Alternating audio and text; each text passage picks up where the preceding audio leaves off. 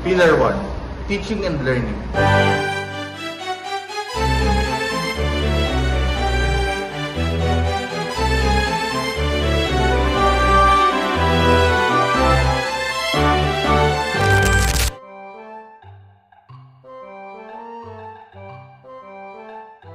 So, good morning. And so, ngayon pa lang kayo naging estudyante, di ba?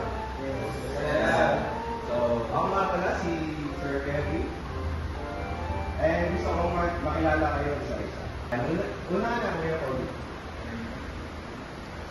I'm Adrian Paul, PSI 41.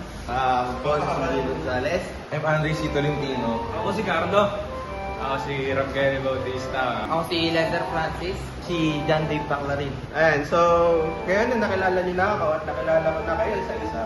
Alam niyo ba kung anong subject ang hahawakan ko sa inyo? And so, ang subject natin ay research. Ayun, sinong may idea kung ano ginagawa sa mga research?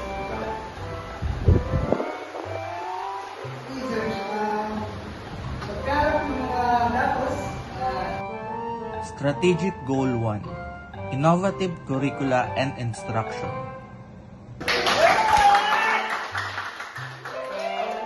Isang magpanap kayo ng grupo nyo at may gagawin tayo. Strategic Goal 2, Empowered, Expert, and Productive Faculty Members.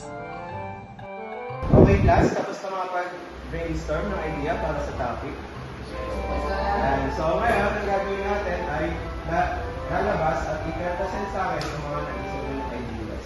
So, sinong sumaunang grupo? Pasok ka ba? Sige. So, yung maunang grupo, maiwan yung isang grupo ay lalabas. Labas na.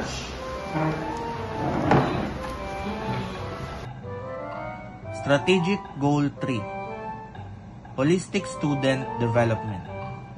Okay, next group.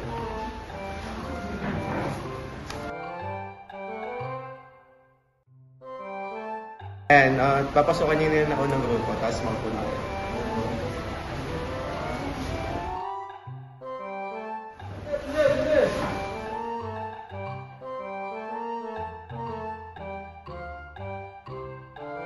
Alam ko naman yung mga ideas, no? Sisimulan nyo na ang chapter 1. So, na-discuss naman na natin kayo yung chapter 1. Ang gagawin ay next week. So, inaasahan ko na makagawa, makapasa ng bawat grupo at tuloy-tuloy ko.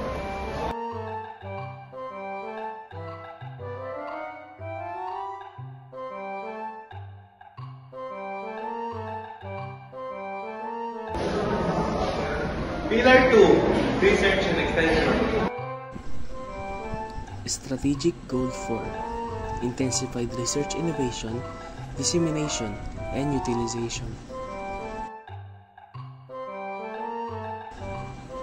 Strategic Goal 5, Strengthen Sustainable and Impactful Extension Program.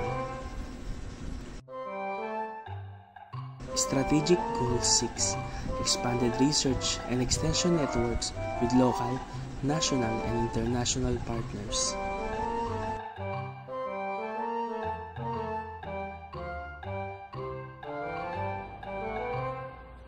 Pillar 3, Internal Governance. Strategy Goal 7, Transformational University Leadership. Strategy Goal 8, Judicious and Ethical Stewardship of Physical and Financial Resources. Strategy Goal 9, Effective and Efficient Human Resource Management.